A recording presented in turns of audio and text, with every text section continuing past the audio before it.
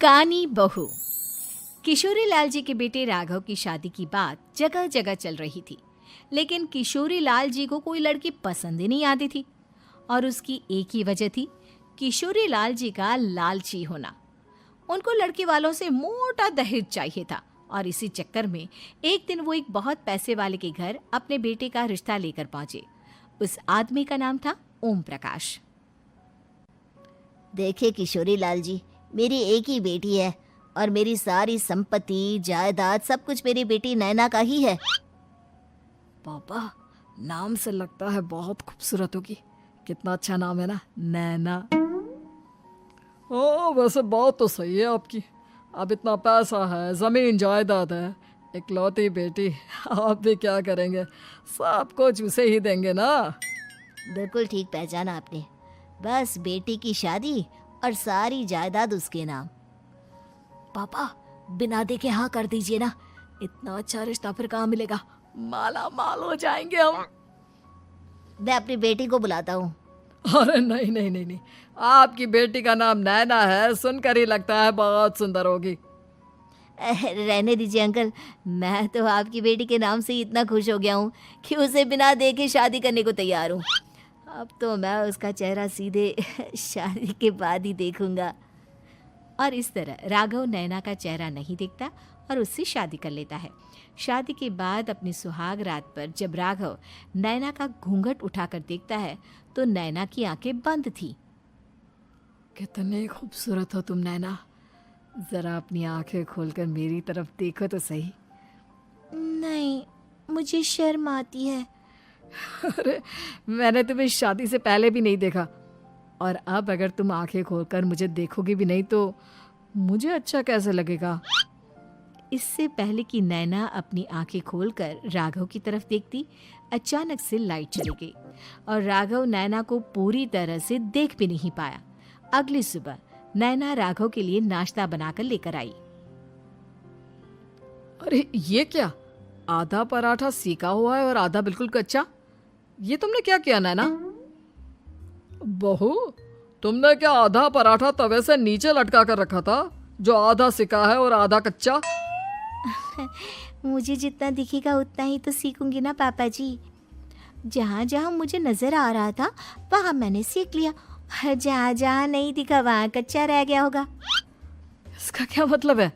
ये कैसा मजाक कर रही है तुम? अरे बहू, तुमने इतना लंबा घूंघट क्यों लगाया हुआ है? देखो, हमारे घर में बहुओं को बेटी की तरह रखा जाता है, और फिर तुम तो इतना सारा माल लेकर आई हो। देखो, ये घूंघट डालकर रखने की कोई ज़रूरत नहीं है। हाँ नैना, पापा जी ठीक कह रहे हैं, तुम तो आराम से रहो, अपना ही घर समझो। नैना अचानक से अपना घूंघट उठा लेती है।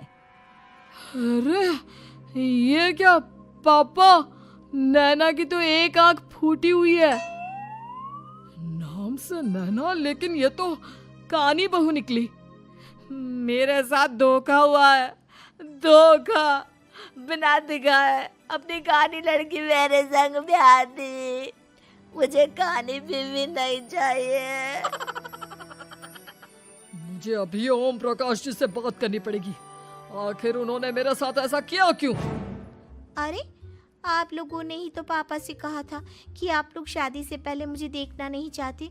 अब मेरे पापा पर क्यों इल्जाम लगा रहे हैं? अरे लेकिन उन्हें बताना तो चाहिए था ना कि तुम कानी हो, एक आंख से तुम्हें दिखाई नहीं देता। किशोरी लाल और राघव नाराज होकर ओम प्रकाश को अपने घर बुलाते हैं। पापा जी, ये आपने क्या किया?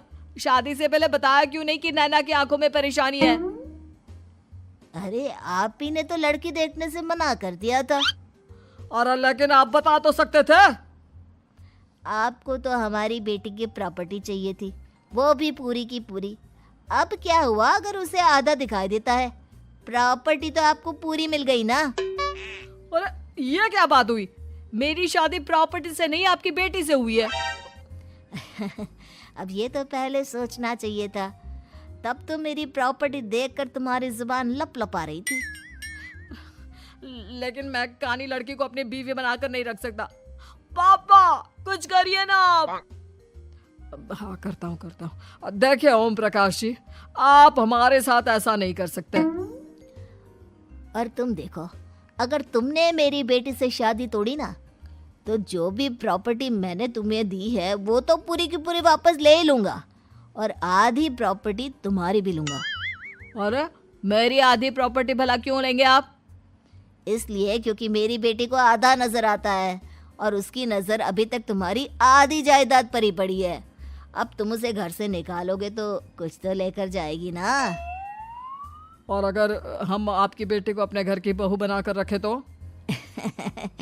तो तुम्हारी पूरी प्रॉपर्टी तुम्हारी ही रहेगी, और जो मैंने तुम्हें दिया है ना, उसमें से बस मैं आधा लेकर जाऊंगा। अरे लेकिन अब आप अपनी दी हुई प्रॉपर्टी में से आधी वापस क्यों लेकर जाएंगे? अगर मैं आपकी बेटी को अपनी पत्नी बनाकर रखने को तैयार हूं तो? इसलिए ताकि भविष्य में अगर तुम मेरी बेटी को धोखा दो तो उसके पास कुछ तो रहे जो पति का हो। वैसे मेरे पास तो बहुत कुछ है, लेकिन अपने पति की कोई निशानी तो उसके पास होनी चाहिए ना। अब अगर तुमने मेरी बेटी को कानी कहा तो तुम्हें प्रॉपर्टी भी कानी ही मिलेगी, पूरी नहीं। जमाए राजा। किशोरी लाल और राघव समझ चुके थे कि वो बुरी तरह फंस चुके हैं और अब उनके पास वहां से निकलने का कोई चारा नहीं है। अब समझ में आया ना, लालच बुरी बला होती है। एक तो तुम्हें प्रॉपर्टी मिली, ऊपर से बीवी मिली, उसमें तुम्हें नखरे भी दिखाने हैं। आए बड़े, चुपचाप बैठो दोनों। कुछ दिनों के बाद नैना राघव की कार लेकर बाजार घूमने निकलती है और जब कार लेकर वापस आती है, ये क्या? एक तरफ से मेरी गाड़ी पूरी खराब हो चुकी है। लगता है तुमने मेरी गाड़ी को किसी दूसरी गाड़ी के साथ एक्सीडेंट किया है। अरे अरे कितना बड़ा नुकसान कर दिया तुमने बहू। वो क्या है ना पापा जी, मुझे एक आंख से दिखाई नहीं दे रहा था, सामने से गाड़ी आ रही थी। मुझे तो सिर्फ आधा ही दिखाई दिया और वो गाड़ी मेरी कार से रगड़ते हुए निकल गई। अब मैं क्या करूं बताओ? आप इसे ठीक कराने के पैसे कौन देगा? तुम्हारे पापा? तुमने मुझसे इस तरह से बात की? अभी रुको। नैना राघव की शिकायत ओम प्रकाश को कर देती है। देखो राघव, अब जो मेरी आधी प्रॉपर्टी तुम्हारे पास थी ना, उसमें से आधी और मैं लेकर जाऊंगा, क्योंकि तुमने मेरी बेटी को डांटा। अरे नहीं नहीं पापा जी, गलती हो गई, माफ कर दो। गलती की तो कोई गुंजाइश ही नहीं। अगली बार मेरी बेटी को डांटा तो बची हुई आधी में से आधी और ले जाऊंगा। लालच के चक्कर में हम दोनों ने बहुत बड़ी गलती कर दी बेटा। एक तो तुम्हें कानी बहू मिली और ऊपर से जो माल मिला वो भी काना।